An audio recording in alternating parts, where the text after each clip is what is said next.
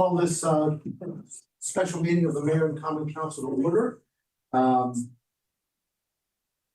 Dispense with the usual opening ceremonies. Mr. Bayhoff, you have a motion for us? Thank you, Mr. President. I move that the Common Council adjourn into a closed meeting on Monday, July 28th, 2025, in accordance with the general provisions article of the Annotated Code of Maryland, section 3-305B10, to discuss public security. If the public body determines that public discussion would constitute a risk to the public or to public security, including 1, the deployment of fire and police services and staff, and 2, the development and implementation of emergency plans. Thank you, Mr. President. Thank you, Mr. Bayhoff. Is there a second? Second.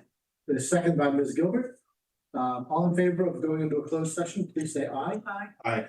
Those opposed say nay. The ayes seem to have it, and the ayes have it. And we will now go to a closed meeting. I will note that at the conclusion of the closed session, we will adjourn until we return to the regular meeting at 7 p.m.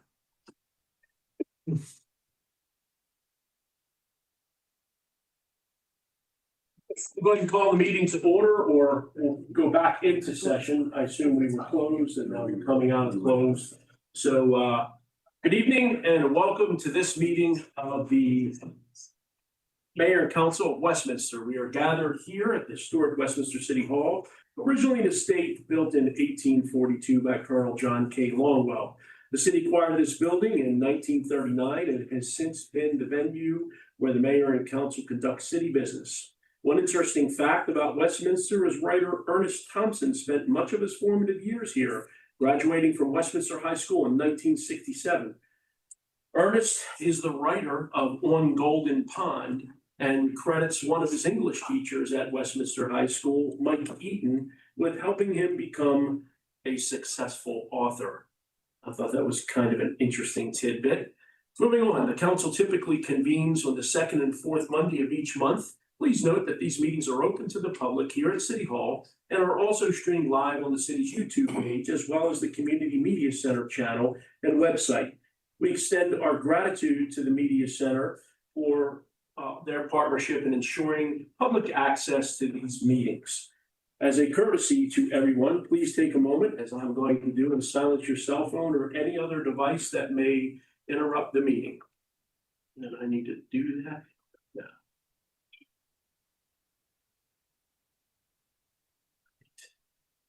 Okay, now we'll begin as we do every meeting with the pledge to the flag, followed by a moment of silence.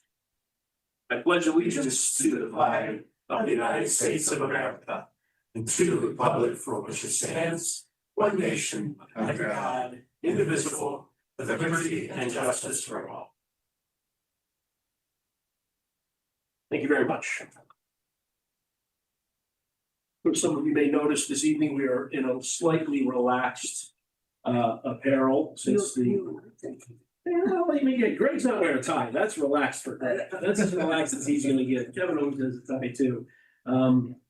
Ramsey, no tie. I noticed that. I like it. I would say not Dr. I think the rule we're going to use is when the temperature's over 90 and the humidity's over whatever it is, we go with the last. At least I think that's what my predecessor, that was basically the rule, right? Something in that range. Tonight's agenda and the entire information packet that the council will be using are available from the city's website. Hard copies of the agenda are available here at the front of the room for those in attendance. We had no closed sessions. We have no presentations. However, we do have some public hearings. So, Madam Mayor, public hearings are run by the mayor in the city of Westminster. So the gavel is yours. Thank you very much. I'll call this public hearing to order. So this public hearing is public hearing annexation 87-1012 BWMD LLC petition for annexation. Annexation resolution number 25-06 and annexation plan resolution number 25-07. Petition for annexation to enlarging the corporate boundaries of the city of Westminster by annexing into the city certain property containing plus or minus 1.2 acres contiguous and adjoining to the city's existing corporate boundaries, consisting of real property located at 1012 Baltimore Boulevard, Westminster, Maryland 21157, also identified as tax account number 07-029748, map 0046, grid 0016, parcel 0616. Mr. Depot, would you like to give a report? Thank you. 1012 BWMD LLC, the petitioner seeks to annex the property containing approximately 1.2 acres as described by the mayor. On May 12th, 2025, annexation resolution 2506 for annexation 87 was introduced by the mayor and common council. On May 13th, 2025, annexation resolution 2506, along with the annexation plan, pursuant to the annotated code of Maryland, was provided to Carroll County and forwarded to the Maryland Department of Planning. On June 11th, 2025, the Maryland Department of Planning forwarded its review comments to the city. That's with attachment 4. On July 9th, 2025, the Carroll County Planning and Zoning Commission met to discuss annexation 87 and provided a recommendation to the Board of County Commissioners. On July 10th, 2025, the Board of County Commissioners of Carroll County discussed annexation 87 and voted to provide a comment letter documenting their review process and comments received during the Carroll County 60-day review period, and that's with attachment 5. Neither attachments provided really any substantive comments related to the annexation. On July 17th, 2025, the City Planning and Zoning Commission held a public hearing on annexation 87. The Planning and Zoning Commission forwarded the annexation, including annexation resolution 2506 and the annexation plan to the Mayor and Common Council with a favorable recommendation. At this time, the Department of Community Planning and Development recommend that the Mayor and Common Council adopt annexation 2506, approving annexation 87, 1012 BWMD LLC as provided in attachment 1 of this report. And I'm available for any questions or comments. Thank you, Mr. Depot. Is there anyone here who would like to make public comment? Hearing none, we'll call this hearing closed.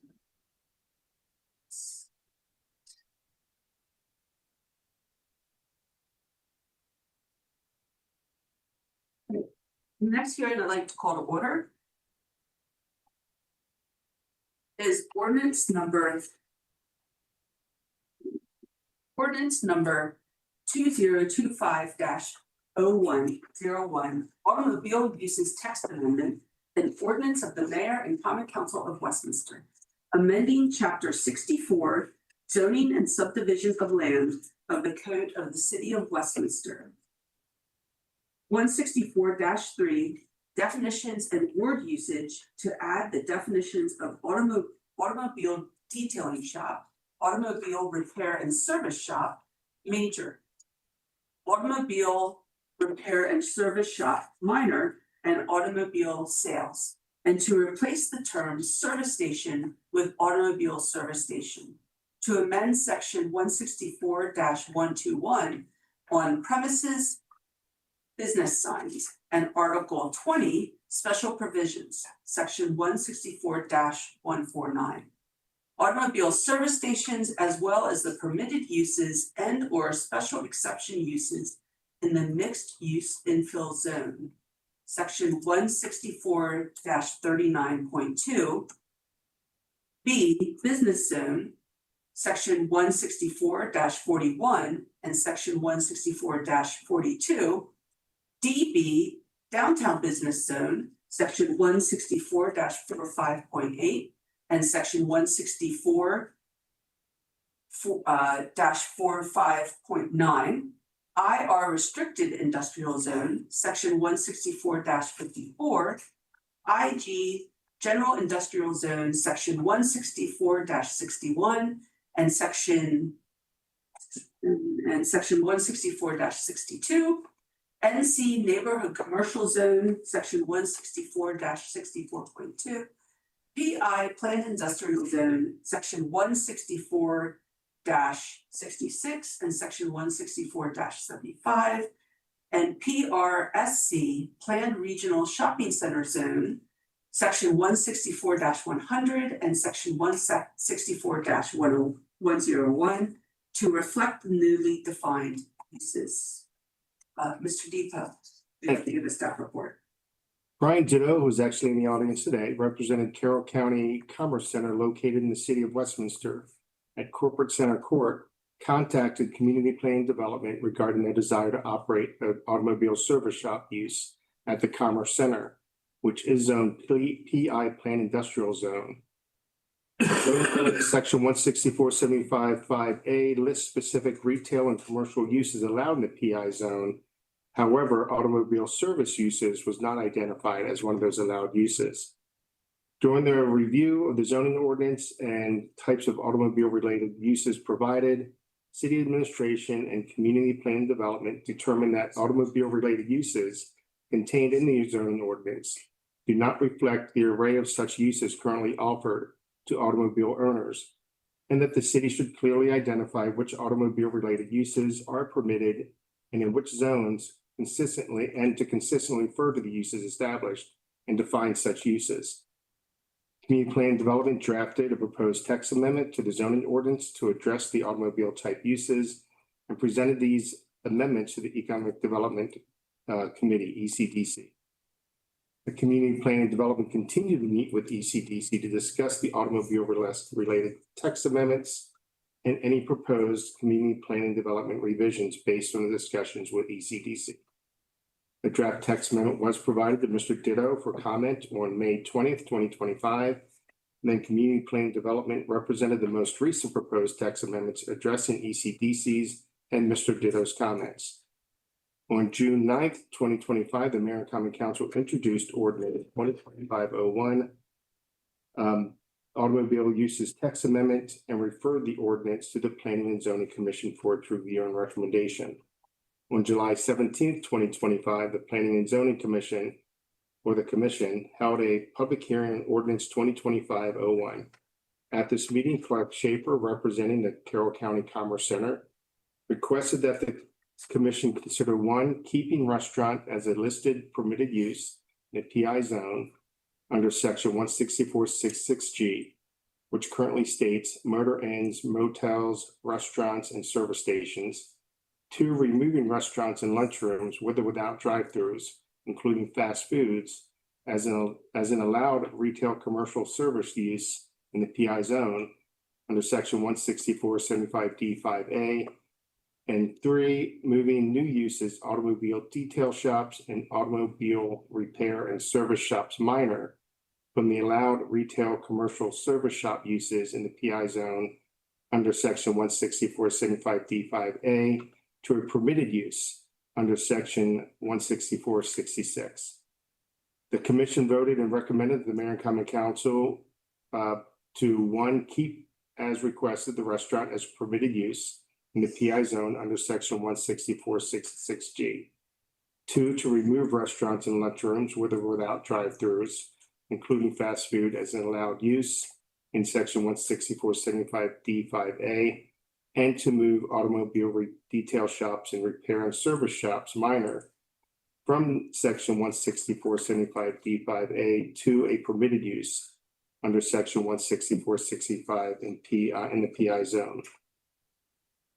Ordinance 2501, I'm just going to go through each one of those recommendations by the Planning and Zoning Commission. So the first one, Ordinance 2025-01, as introduced, proposed to amend zoning ordinance section 164.66G by removing restaurants and service stations from the use that is defined as motor inns, motels, restaurants, and service stations. So the text amendment was recommending that that section simply stated motor inns and motels.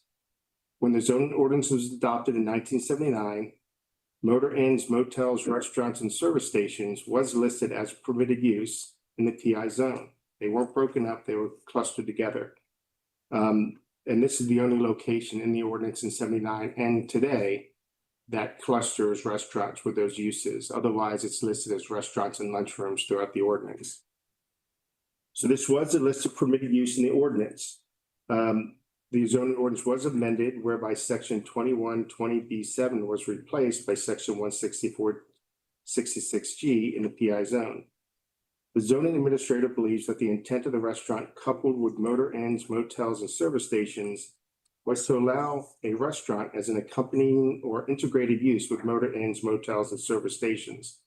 At the time the zoning ordinance was adopted, it was common for motor inns, motels, and service stations to include a restaurant or coffee shop as a standard amenity for travelers. The second issue for ordinance 2025 is introduced, did not propose to delete restaurants, lunchrooms with or without drive-throughs, including fast foods. So today, as explained or tried to explain, in the PI zone, initially, when in 1979, when it was created, the ordinance was created, all residential and retail commercial uses were not allowed in the PI zone.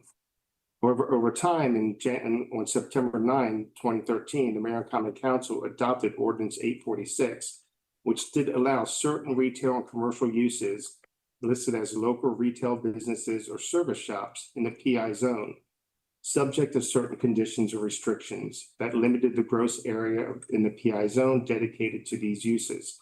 So it's not listed as a permitted use, it's a special exception use, but there was a third allowed use that you could add a commercial or service shop use in the PI zone. So it's really unique when it comes to the zoning ordinance. However, as stated, so any automobile service use was not listed in those uses at the time it was adopted. One of those uses is listed as a restaurant and lunchroom with or without drive-throughs, including fast foods. Unlike the integrated restaurants permitted in the PI zone under section 16466G as outlined above, the zoning administrator believes that the addition of the restaurant and lunchrooms with or without drive-throughs, including fast food, was intended to expand on the type of restaurants allowed in the PI zone and to allow for an individual or standalone restaurant. As such, the zoning administrator does not support removing restaurants and lunchrooms with or without drive-throughs, including fast food, as a permitted use in the PI zone. Furthermore, the zoning administrator believes that the action recommended by the commission to remove the restaurants and lunchroom use as permitted in the PI zone was not part of the ordinance introduced by the Mayor and Common Council, possibly requiring the process of ordinance 2501 to start over and be reintroduced to the Common Council. The third element, ordinance 2025-01, as introduced, proposed to amend zoning ordinance section 16475B5A by adding new uses, automobile detailing shops and automobile repair and service shops minor to the permitted retail commercial service shop uses in the PI zone. Furthermore, ordinance 2025-01 as introduced proposed to amend the zoning ordinance section 16454 by adding these uses, automobile detailing shops in the II zone as a special exception use, and automobile repair and service shops minor in the IRA-IG as a special exception use, unlike being recommended as a permitted use in the PI zone. As previously stated, the Mayor and Common Council adopted Ordinance 864, allowing certain retail and commercial uses in the PI zone subject to certain conditions and restrictions under section 16475B. The proposed new uses, automobile detailing shops and automobile repair and service shops minor, by proposed definitions, are service shops similar to the other retail businesses or service shops listed in 16475B that has allowed additional commercial service uses in the PI.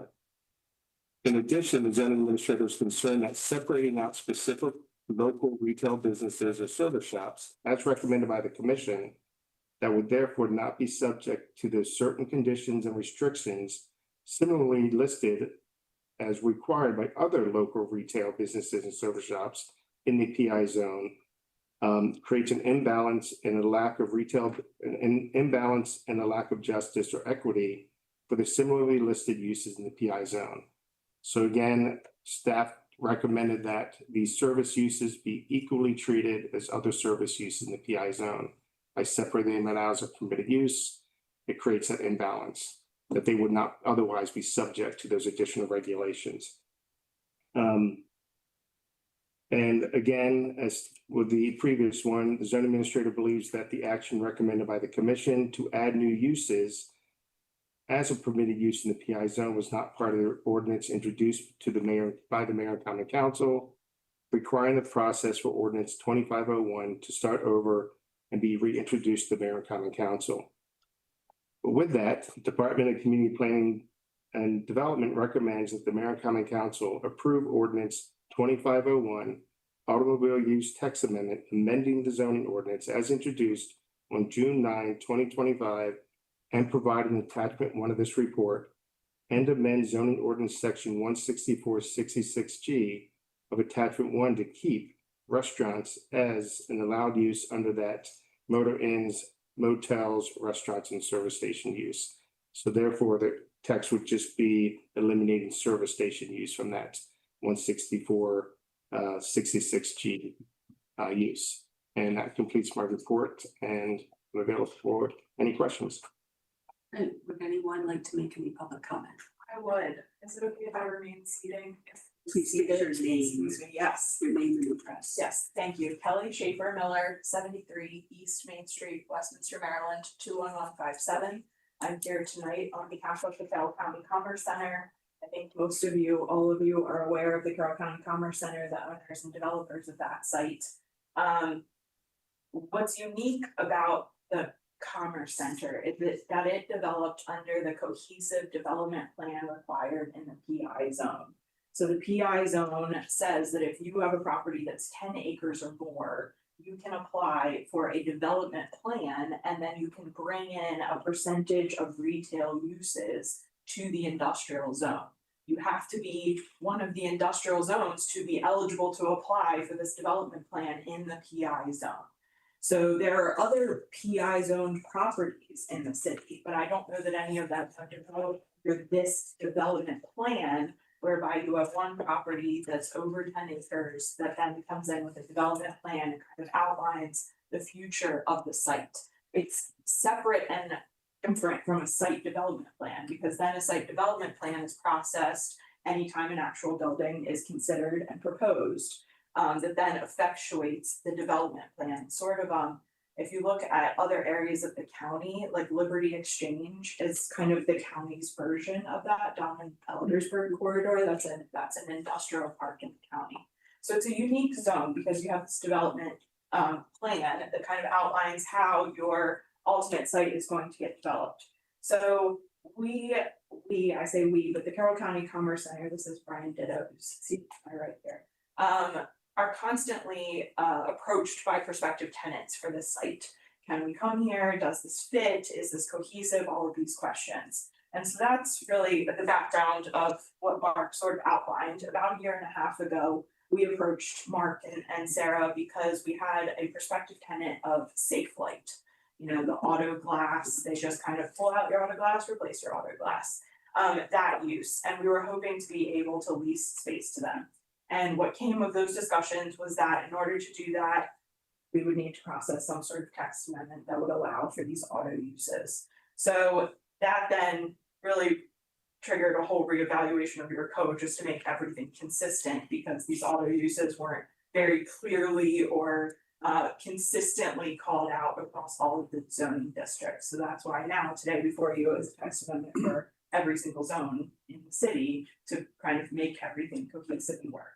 So really the two things that we are asking for you to consider tonight, and the two things that were requested of Planning Commission and the Planning Commission favorably recommended is, and I'll call them out, and I did a quick little markup too, just to make it easier for you to see. On page 13 of your PDF proposed ordinance.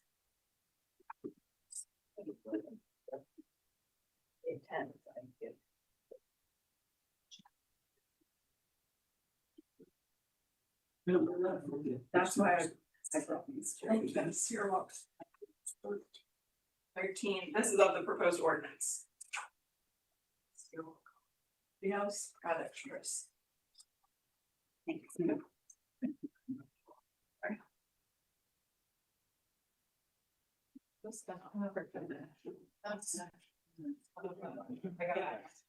So this is of the actual ordinance. I thought that was kind of the easiest way to show you what we're talking about here. So on page 13, section 13, that first kind of red box. The request is to remove the cross through of the restaurant use. And I'll talk about kind of why we're asking for this. If you turn to that second page, it's page 14, and that's actually the end of section 14. You're requesting that you move those two auto uses to that previous section of the code that provides for the uses that are allowed in the PI zone. Now, just to kind of put in context for you what this means, as it's important to us. Going back to my previous statement about the Carroll County Commerce Center developing under that development plan in the PI zone. Part of what the PI zone provides for, if you develop under that development plan, that you can have 15% area devoted to retail uses. Those retail uses are what you see partially listed here on the second page. Okay, so that under this code, that would include the automobile detailing shops and the automobile repair and service shops minors.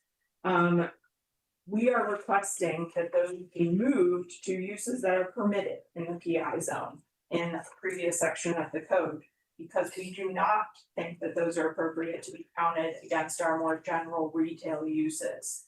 That's a threshold that we have to maintain. The reason that we think this is an appropriate request, and what was explained to Planning Commission, and Planning Commission felt favorably as well, is that related to that section, these uses, if you look at the definitions of those two uses, these are really less intense than a lot of the industrial uses that are already allowed at this site without counting against any sort of threshold. So two that I just thought out real quickly as an example are, by right, without counting against any threshold, we could have truck or motor freight terminal at the site. We could have blacksmith, welding, machine, or similar shop. So those are a little bit more of what you think of when you think of your traditional industrial uses. And I would say that the auto uses, although the two that are being listed in our zone are the least intense, it's not inclusive of the body shop type of use, are still more industrial in nature and should not count against our retail percentage threshold. This would be consistent treatment with how the county treats these sorts of shops in their zoning ordinance, not that you're under any sort of obligation to care how the county treats things, but it would maintain some consistency there because they allow for these uses in their industrial zones as well, one by right and one through a special exception process.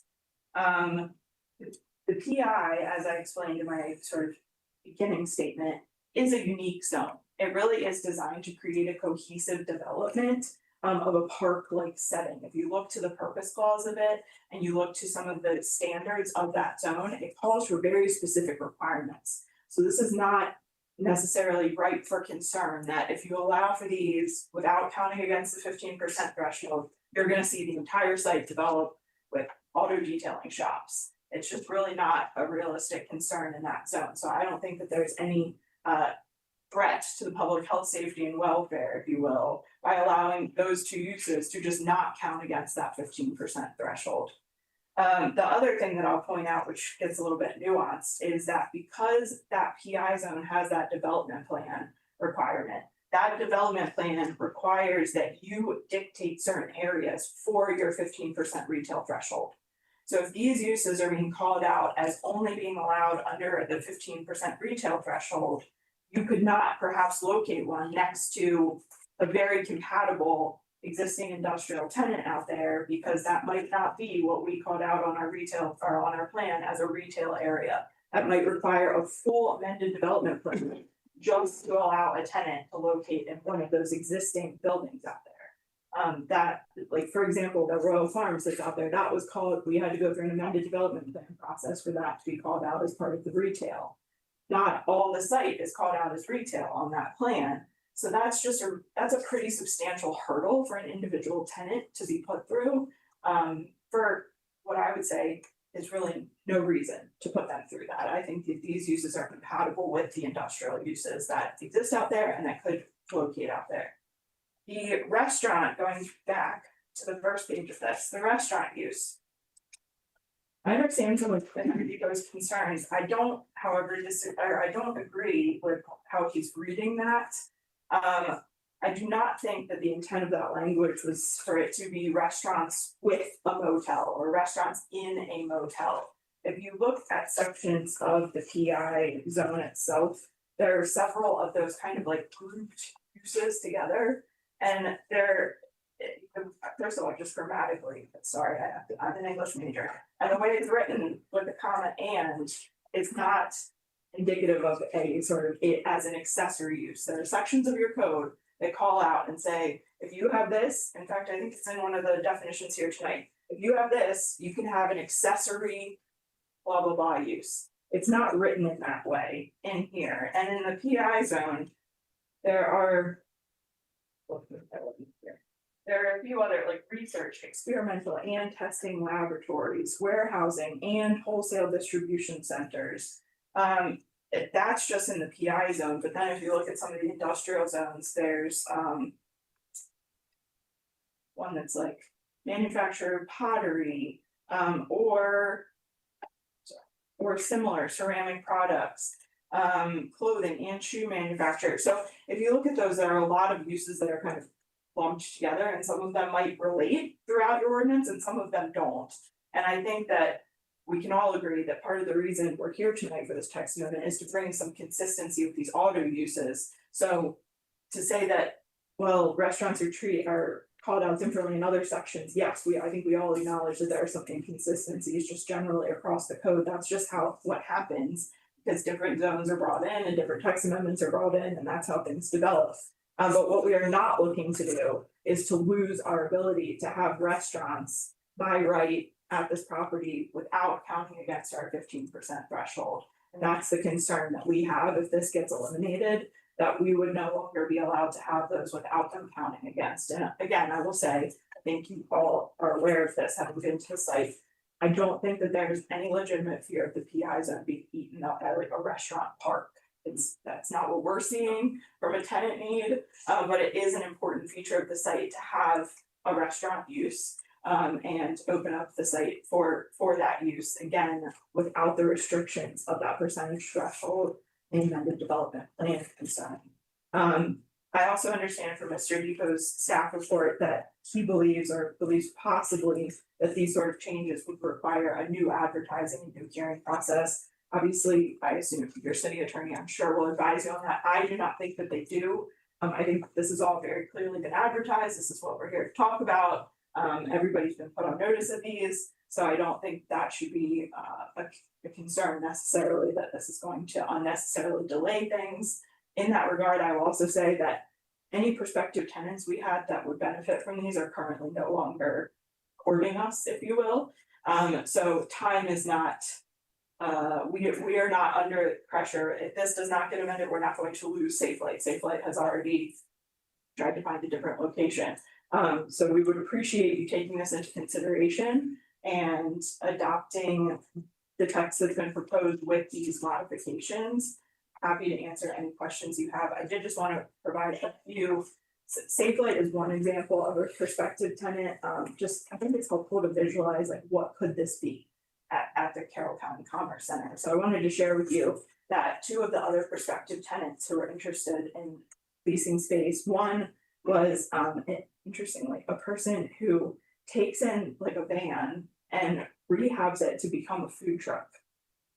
Just kind of go ahead and who knew that. And then there was a tenant who just specializes in the audio components of cars and puts in like nice audio systems. So just so you can kind of get a picture of the types of uses that are approaching us as potential, that would fall within these categories. That's the sort of thing that we're talking about. So happy to answer any questions if anybody has it. Great, thank you. Thank you. Would, does anyone have any questions?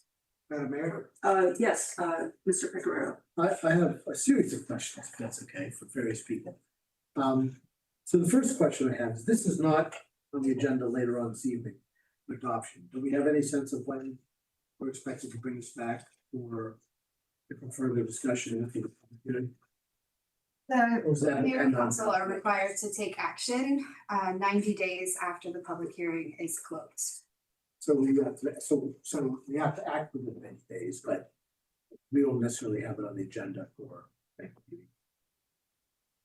We don't. It likely will not be on the agenda for the next meeting because we probably aren't gonna get an opportunity to revisit this in time. Thank you. Probably be a little bit long.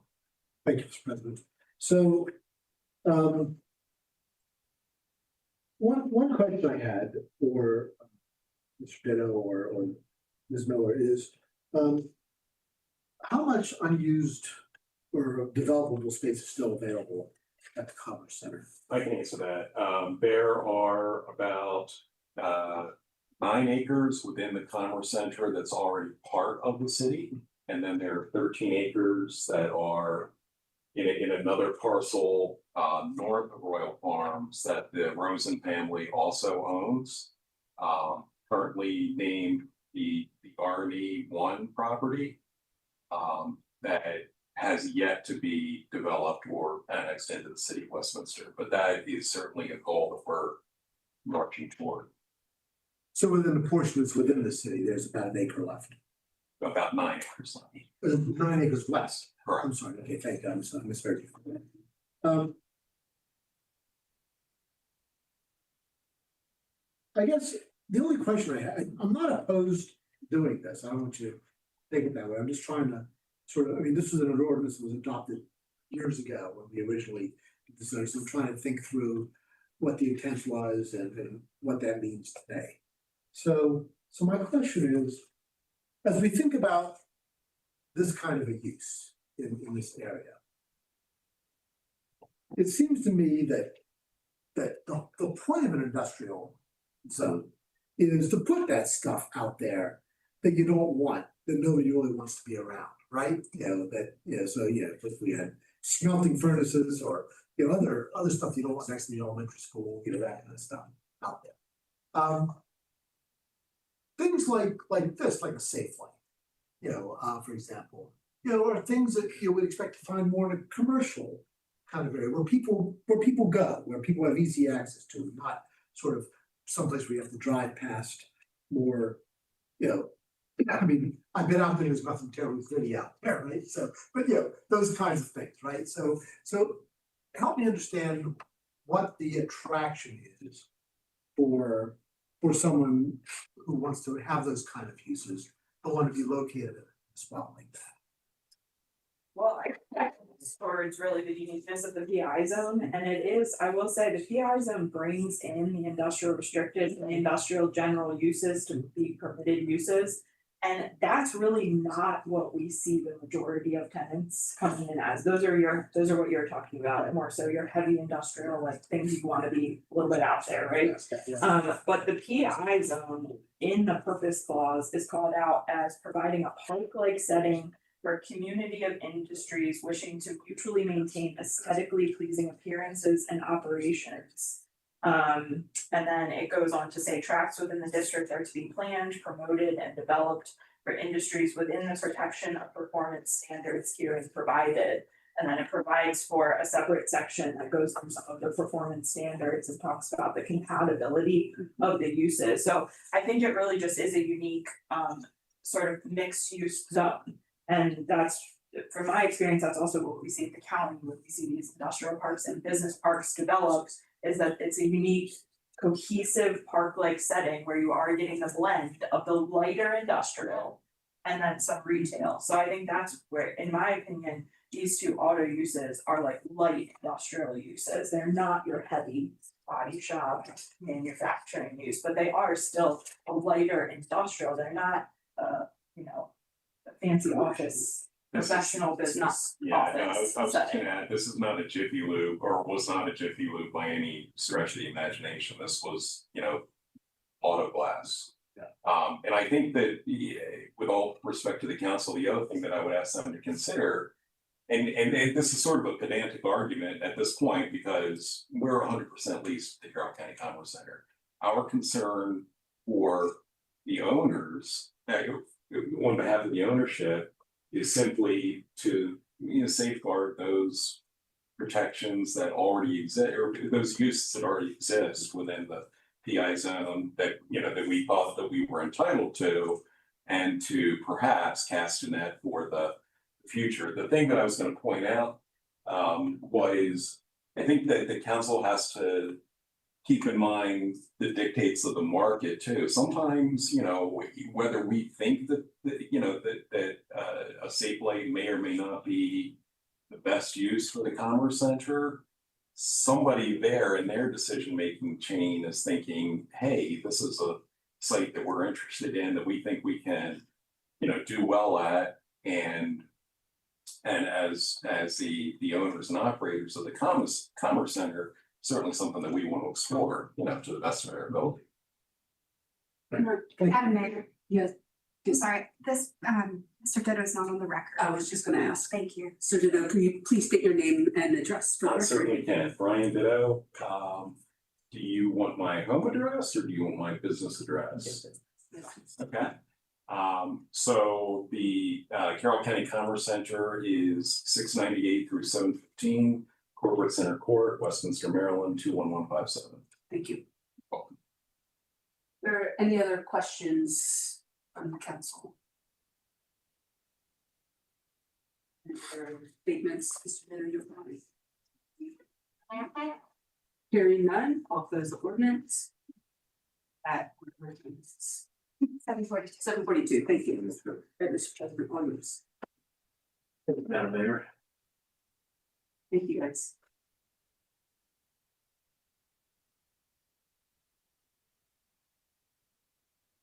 That's just doing it. Yeah, good point. Okay, so we'll move on. Here. Stations, public hearings, special guests, minutes, it'll move on to minutes. Okay, we have two sets of minutes to approve this evening.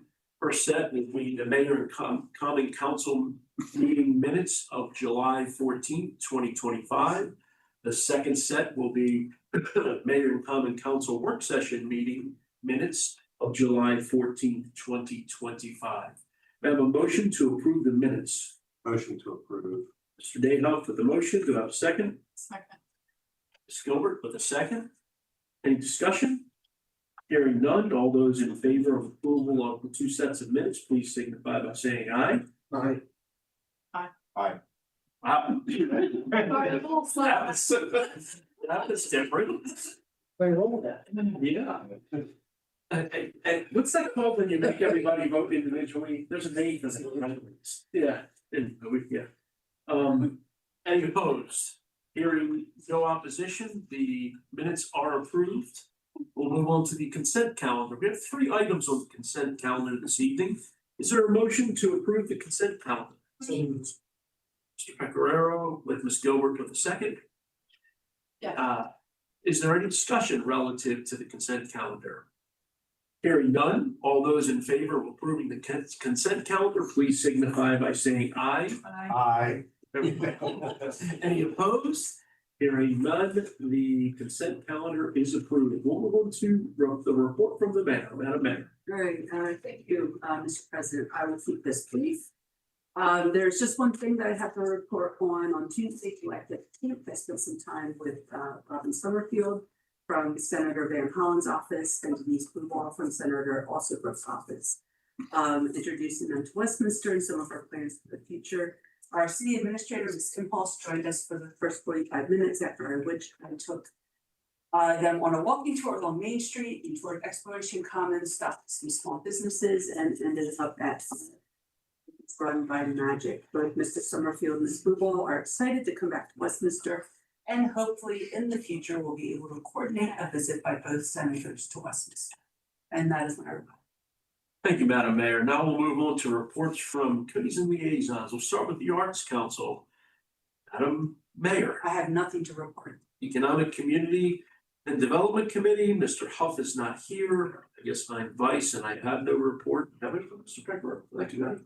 All right, we'll keep moving. Finance Committee, Mr. Pecoraro. I have no report, Mr. President. Personnel Committee, Ms. Gilbert. I have no report. Public Safety Committee, I'm gonna have to break the trend, I do have a report. But it's all good stuff.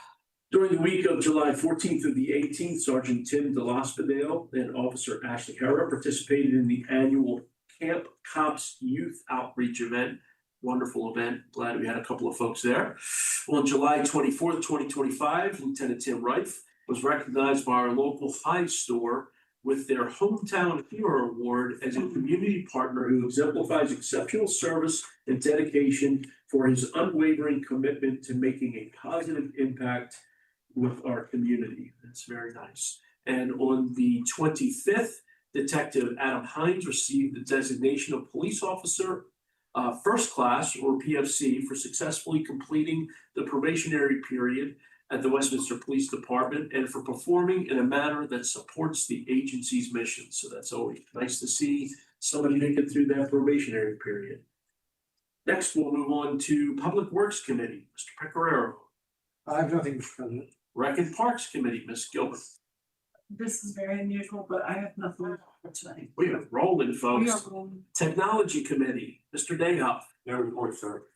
And Intergovernmental, Mr. Huff is not here. You have anything, Mr. Pecoraro? Sir. All right. So council comments and discussion, Mr. Pecoraro. I don't have anything to share tonight, Mr. President. Thank you, Mr. Dayhoff. Mr. President, I attended the Pride Festival last Saturday on behalf of the Mayor and Council. It was a great success. It was a lot of folks came to town and were impressed at how welcoming and open and affirming the city of Westminster was. Many folks spoke with me about how much they liked working with the police department. It was a great friend-raising event for the city of Westminster. And then also this morning, Councilwoman Ann Gilbert and I attended Commerce Breakfast at the Carroll County Fair. Although the Ag Center is not in the city limits, the city of Westminster benefits greatly from the fact that agriculture is still the #1 industry in Carroll County. It was a really good event this morning. And that'll be my report, Mr. President. Thank you. Thank you, Mr. Dayhoff. Can I ask one question? You Yes, sir. said that the Pride event was a fundraiser for the city. Friend. A friend raiser. Yes. I thought you said fundraiser. I'm like, I don't want to debate you in your own comments, but I don't think that's correct. Friend. Gotcha. Yes, sir. Thank you very much. Thank you. I gotta turn my hearing aids up. Ms. Yes. Gilbert.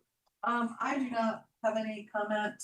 Councilman Dayhoff took care of my one comment and I'm good to go. There we go. We're not gonna hear anything from Mr. Huff this evening, and I have nothing, so we'll move on to bids. We have one bid this evening on the agenda. It's the approval of award to earn contractors for exterior painting of the Cranberry Water Treatment Plant in the amount of $82,100. Ms. Imhoff. Thank you, sir. The Cranberry Water Treatment Plant is a precast concrete structure that was built in 2009. It was originally painted an off-white color with a blue band running around the top of the building. In the 16 years since construction, the paint has faded considerably, and there are many areas where the paint has started to peel. This project will consist of properly cleaning and preparing the exterior of the building before repainting with the same colors. This project will also provide an opportunity to inspect the caulking in between the precast panels and replace it if cracked or damaged. The request for bids was posted on Maryland Marketplace. On June 3rd, 2025, 5 contractors responded with bids ranging from $70,108 to $233,800. After reviewing the submissions, staff determined that the bid submitted by Earn Contractors, Inc. was the most responsive and experienced bid. They provided an extensive list of references as well as 5 examples of relevant experience from recently completed projects. They also currently have contracts with Montgomery County government, the city of Gaithersburg, and the University of Maryland for painting services. Achievers LLC was the lowest bid, but did not provide pricing for line item 3 in the schedule of values.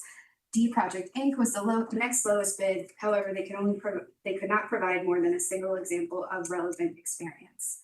Therefore, staff recommends the city award a bid to Earn Contractors Inc. for $82,100 for exterior painting of the Cranberry Water Treatment Plant. That concludes the report, Mr. President. Thank you very much, Ms. Imhoff. So may I have a motion to approve the bid for Earn Contractors for $82,100? Mr. President? Thank you, Mr. Pecoraro. Do I have a second? Mr. Dayhoff, I think I heard you first, so we'll go ahead and get it on the floor. Is there any discussion relative to this bid? Hearing none, go ahead and call the question. All those in favor of awarding the contract to Earn Contractors for $82,100, please signify by saying aye. Aye. Any opposed? Hearing none, the ayes have it, and the bid is awarded, Mrs. Impulse. So please go ahead and paint that building right up. Then we'll move on to ordinances and resolutions. We have two items before us this evening. Good evening, Mr. President.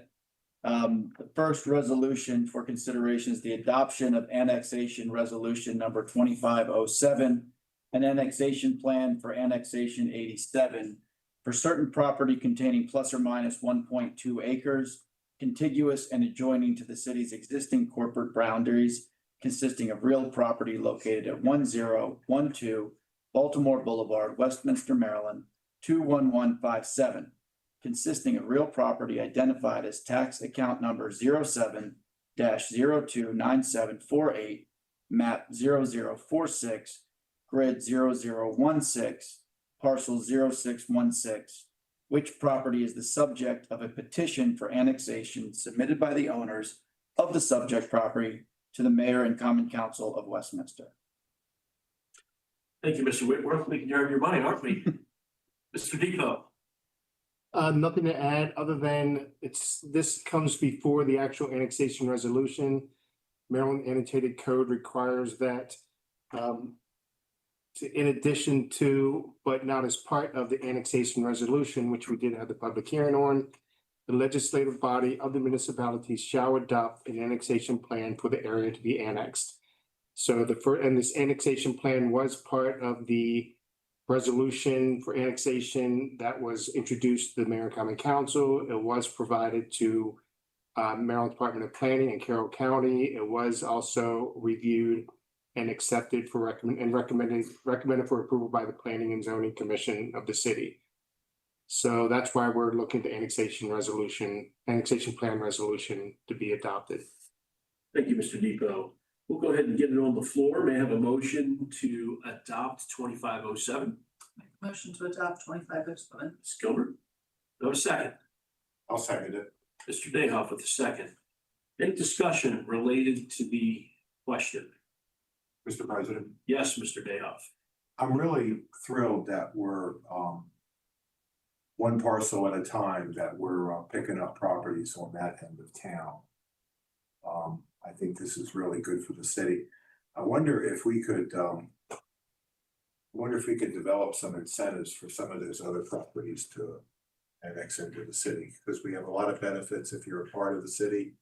And if we could maybe put our thoughts together at some point in time, maybe in a work session, about providing some incentives to bring some more of those properties in. That would be my only comment, Mr. President. Thank you. Thank you, Mr. Dayhoff. I'm gonna move your comments to the next item because that's the actual adoption of the bringing them in. This is just the plan, but that's okay. But thank It's you. still germane. Okay. Thank you. Yep. So anyone else have any comments about the plan for annexation?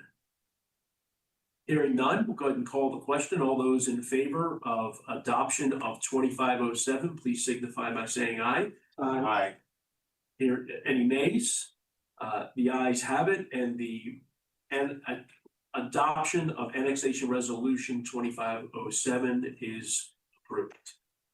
We'll now move on to the Mr. Whitworth. I almost started. Thank you, Mr. President. The second resolution for consideration is the adoption of annexation resolution number 25-06, annexation 87, enlarging the corporate boundaries of the city of Westminster by annexing into the city certain property containing plus or minus 1.2 acres, contiguous and adjoining to the city's existing corporate boundaries, consisting of real property located at 1012 Baltimore Boulevard, Westminster, Maryland, 21157.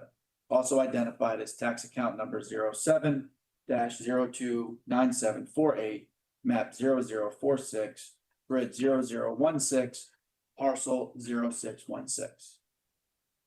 Thank you, Mr. Depot. I have nothing more to add from what was provided at the public hearing, and again, staff is just recommending the mayor and common council adopt resolution 2506. Wonderful. May I have a motion to adopt 2506? Motion to adopt 2506. Mr. Dayhoff with the motion and Mr. Pecoraro with the second. Is there any discussion related to 2506? Mr. President, Yes, Mr. Dayhoff. would it be okay if You're gonna do the whole thing again? Can you move my comments to this, please? We can. Thank you. I think that would be the city clerk that needs to do that, but Thank I you. knew you'd appreciate that when you go back and look at it later. Well, I was embarrassed, but thank you. Don't be embarrassed. What, are you kidding? Well, I flub up a lot more than you do. well, All right, so we'll go ahead and get the question called. All those in favor of adoption of annexation resolution 2506, please signify by saying aye. Any opposed? The ayes have it, and the adoption of 2506 is approved. Now we will move on to unfinished business. There is no unfinished business with which I'm aware of. Is anyone aware of any unfinished business? Moving on to new business, I have no new business this evening that I'm aware of. Is there any new business? Hearing none, we'll move on to departmental reports. Ms. Impulse. Mr. President, you have my commitment that we will be very quick with our departmental. We're gonna start tonight with the housing department. Mr. Brown, Thank you. I have nothing. That's quick. there we go. We've given Ms. Gruber the night off tonight. We have no recreation report. For the public works report, I just want to remind you that paving continues through this week in the evening. I think that looks really great, and I appreciate your willingness to do paving at night. Any questions about that? If none, we will move on. I'm gonna make one quick comment on that. Oh, go ahead, Ms. Goldberg. You first. You kind of mentioned it, Ms. Inhofe. I have to say, paving at night. Yes. Has been like terrific. It's a great idea. I've seen like traffic will go smoothly during the day. It's cooler. I mean, I'm sure the workers are even appreciating it, given the fact we've had 100-degree weather lately. Other than the reverberation of the noise that I hear as I try to go to sleep because I'm near the paving. That's the only negative I have. It's kind of like lulling me to sleep. I'm even okay. Oh, yes, I do. I'm rated. Anyone else? Yeah, go ahead. I don't know if this is the proper time to bring it up or not, but I have advocated for years that we restore parking on the south side of Main Street adjacent to the library. And now would be the time to do it because we have to stripe that area. When State Highway rebuilt Main Street in the 1980s, they removed parking on that side of the street. They put a turn lane for the entire block. It's hardly ever used. And if we were to restore those 5 or 6 parking, and so we complained to State Highway about that, and State Highway, with the thinking of a state highway and not a municipality, said, oh, well, give it a try. If it doesn't work, we can move it back. So 45 years later, it still is there and it doesn't work. And we could really use the 5 or 6 parking spaces on that side of the street. I don't know how we do it, but I really think it would be a tremendous benefit for the city of Westminster and the downtown shopping district. Thank you, Mr. Dale. Mr. Pecoraro. I respectfully have to disagree with my colleague. I think the current turn lane works great. I use it every day. And I think that, adding another lane of parking there would restrict one of the busiest parts of the busiest street in town. And we have lots and lots of parking right behind that spot, which we want to encourage people to use in our 2 parking garages, in our large surface lot, and in our other large surface lots. So I don't think we've got a parking problem. And I think that we would create a traffic problem if we tried to add another lane. Thank you. What I would ask is,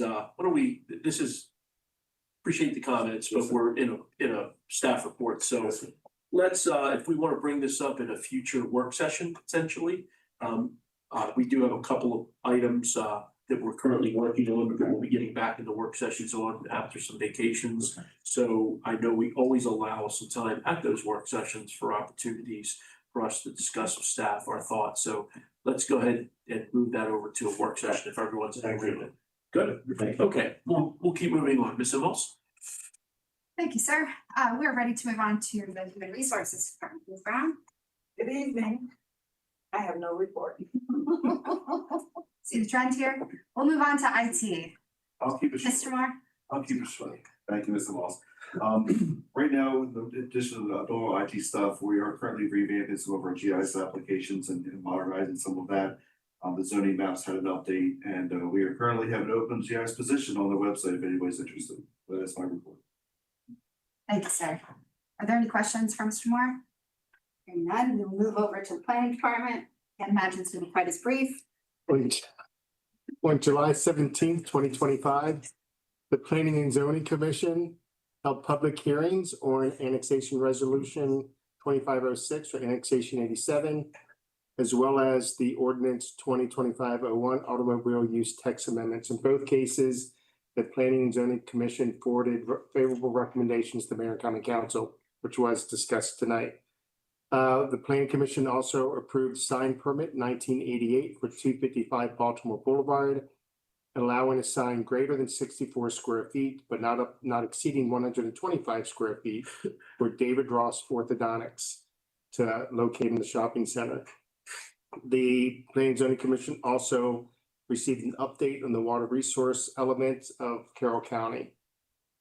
On August 5th, 2025, the Board of Zoning Appeals is scheduled to hear an application by Modular Genius, Inc., the applicant and property owner, to appeal a May 21, 2025 zoning determination made by the zoning administrator concerning if outdoor storage would be permitted use in the Meadow Branch Industrial Park on Lot 2C in Westminster zoned IR. The determination said that outdoor storage is not permitted. It's being appealed. That determination is being appealed. And that completes my report. I'm available for any questions. Are there any questions for Mr. Depot? So where does that appeal go to? BZA? Board of Zoning Appeals. Okay, thank you. All right, we're going to move on to the finance department. I just want to take a quick moment to highlight the work of Ms. Rogers.